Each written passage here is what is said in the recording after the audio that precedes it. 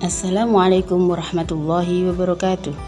Selamat berjumpa kembali dengan saya Ustazah Ida di pembelajaran IPA kelas 8. Kali ini kita akan membahas bab 3, yaitu struktur dan fungsi jaringan pada tumbuhan. Macam-macam jaringan pada tumbuhan yaitu yang pertama adalah jaringan meristem, kemudian jaringan pelindung, ketiga jaringan pengangkut, keempat jaringan penyokong, dan kelima jaringan dasar.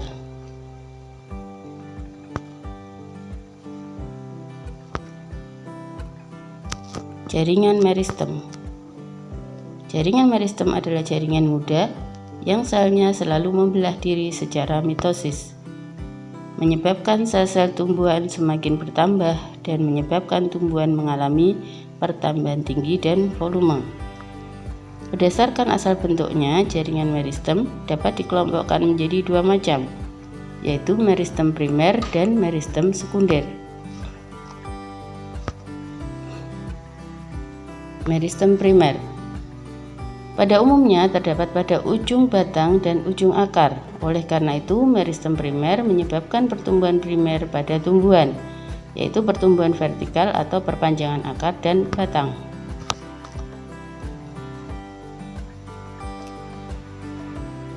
Nah, ini adalah gambar dari jaringan meristem di ujung batang. Kemudian ini pada akar.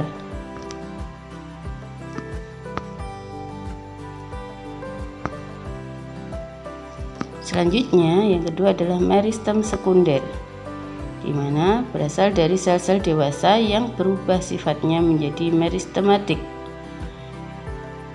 atau aktif membelah kembali. Contohnya adalah kambium pembuluh atau kambium vaskuler dan kambium gabus atau disebut velogen.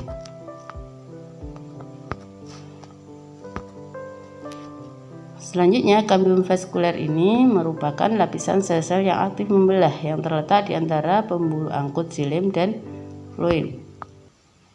Kambium vaskuler ini banyak terdapat pada batang dan akar tumbuhan dikotil, sedangkan tumbuhan monokotil pada umumnya tidak memiliki kambium vaskuler. Nah, coba perhatikan jaringan meristem sekunder pada batang tumbuhan dikotil, di mana terdapat kambium di antara floem dan xilemnya.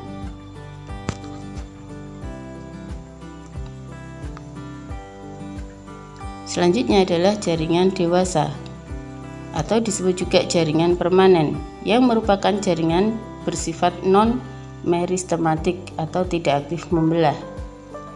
Jaringan ini berasal dari pembelahan sel-sel meristem primer dan sel-sel meristem sekunder yang telah mengalami diferensiasi atau mengalami perubahan bentuk sehingga memiliki fungsi tertentu.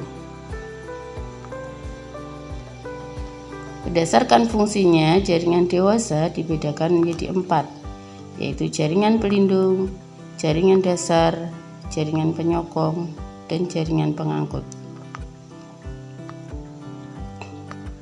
Jaringan pelindung.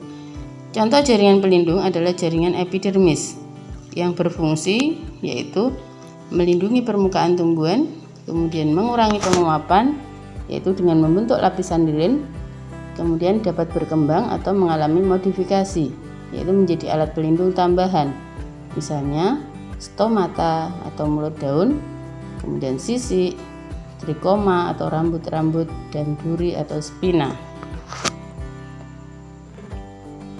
Nah, ini adalah gambar jaringan epidermis di mana terdapat stomata pada tumbuhan rhodiocolor.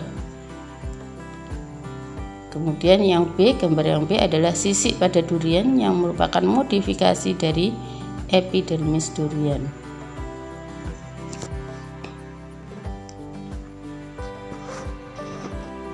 Selanjutnya, jaringan dasar.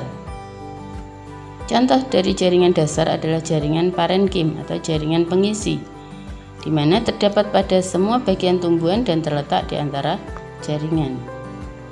Jaringan dasar pada daun disebut jaringan mesofil, yang terdiri dari dua jaringan, yaitu jaringan palisade dan jaringan spon. Nah, ini gambar jaringan palisade, di mana pada jaringan palisade terdapat banyak kloroplas yang berfungsi di dalam proses fotosintesis. Jaringan palisade atau biasa disebut dengan jaringan tiang. Jaringan palisade, kemudian ini adalah spon, jaringan spon.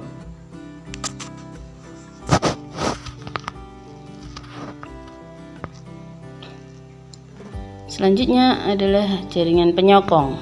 Jaringan penyokong terdiri dari jaringan kolenkim dan sklerenkim yang berfungsi untuk menguatkan tumbuhan. Jaringan pengangkut. Jaringan pengangkut terdapat pada akar, batang, dan daun. Jaringan pengangkut berfungsi mengangkut zat-zat yang ada pada tumbuhan. Jaringan pengangkut ada dua macam, yaitu floem dan xilem.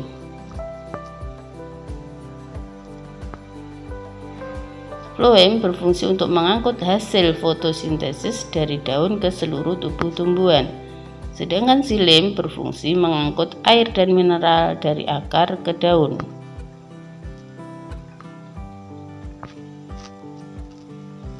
Selanjutnya kita akan membahas struktur dan fungsi jaringan pada akar.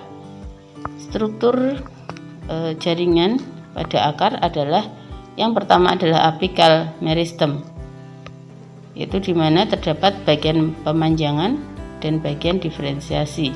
Kemudian tudung akar atau disebut kalitra, kemudian rambut akar. Nah, di sini terdapat bagian meristem apikal atau apikal meristem yang berada di ujung akar yang aktif membelah, atau disebut dengan bagian perpanjangan, dan senantiasa berdiferensiasi. Kemudian tudung akar, ini kalitra.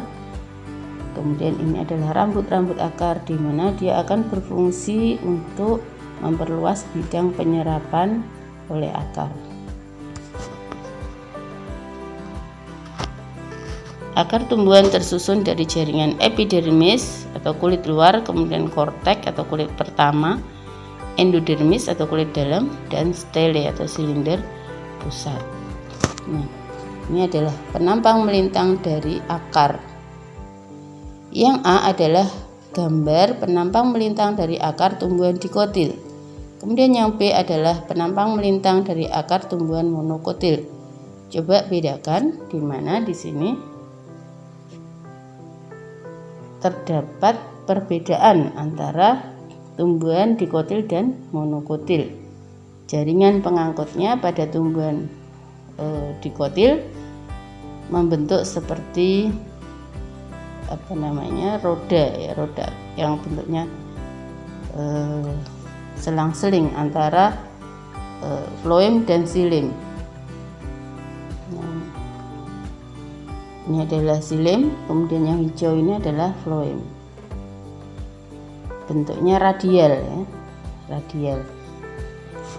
Sedangkan pada floem, pada tumbuhan monokotil, ya, tidak berbentuk radial.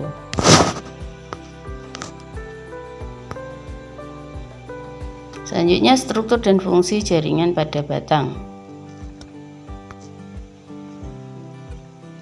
Batang tumbuhan tersusun dari jaringan, yang pertama adalah epidermis atau kulit luar, kemudian yang kedua adalah kortek atau kulit pertama, yang ketiga adalah endodermis atau kulit dalam, dan yang keempat adalah stele atau silinder pusat.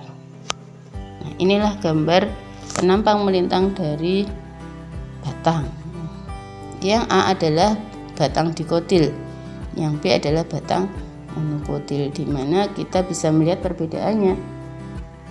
Pada batang dikotil, pembuluh angkutnya akan membentuk seperti roda, ya. Jadi tersusun rapi, ya, secara berselang-seling seperti ini, di mana yang di dalam adalah xilem, kemudian yang di luar adalah floem. antara xilem dan floem terdapat pembuluh kambium. Jadi ini adalah berkas pengangkut dari tumbuhan dikotil. Kemudian pada tumbuhan monokotil ternyata berkas pengangkutnya menyebar, ya. Menyebar, tidak membentuk suatu lingkaran tertentu. Jadi berselang-seling antara xilem dan floem dalam satu satu ikatan, gitu ya. Jadi floem dan xilem, tapi berkasnya adalah menyebar di mana-mana seperti ini. Jadi bisa kita simpulkan perbedaan antara batang monokotil dan dikotil adalah sebagai berikut. Letak berkas pengangkutnya, kalau dikotil teratur, ya, kalau monokotil tersebar. Kemudian lapisan kambium pertumbuhannya, lapisan kambiumnya pada batang dikotil ada, pada batang monokotil tidak ada. Kemudian pertumbuhannya memanjang dan membesar secara terus-menerus. Ini juga pada monokotil memanjang dan membesar tetapi terbatas. Jadi biasanya pohonnya itu akan lebih besar, ya, lebih tinggi. Pada monokotil ini biasanya lebih kecil dan lebih pendek.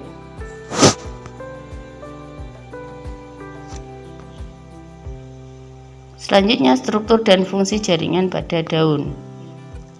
Kita bisa melihat jaringan pada daun dari paling atas sampai paling bawah. Nah, kalian amati, yang paling atas adalah kutikula atau lapisan pelindung pada epidermis atas, ya.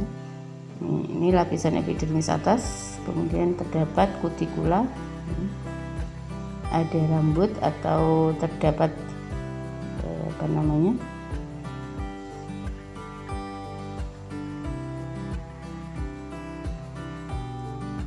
terdapat rambut dan ini, ya, atau stomata, terdapat rambut atau duri, ya. Nah, kemudian selanjutnya di bawahnya adalah epidermis atas, kemudian jaringan palisade, mesofil palisade, kemudian ini mesofil bunga karang yang bentuknya agak bulat-bulat, sedangkan kalau palisade bentuknya seperti tiang.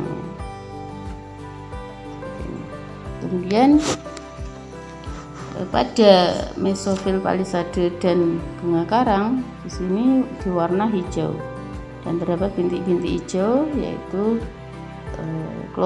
klorofil, ya.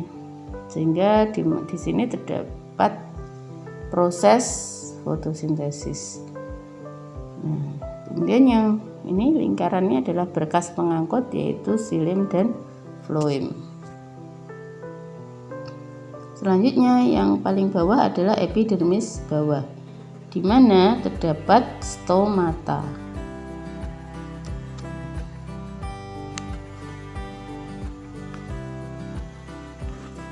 Jadi daun tumbuhan tersusun dari jaringan apa saja, yaitu epidermis, kemudian mesofil yang banyak mengandung klorofil, tadi ada dua, yaitu mesofil palisade dan spon.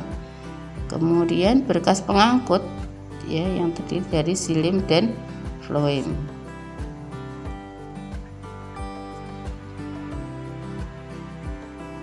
Kemudian selanjutnya adalah tugas keterampilan yang harus kalian buat, yaitu yang pertama adalah gambarlah penampang melintang batang dikotil dan monokotil serta sebutkan bagian-bagiannya. Kemudian yang kedua, sebutkan fungsi dari jaringan floem. Kemudian yang B adalah jaringan xilem dan yang C adalah jaringan palisade. Demikian tugas dari kalian. Sekian dari saya. Terima kasih atas perhatiannya. Wassalamualaikum warahmatullahi wabarakatuh.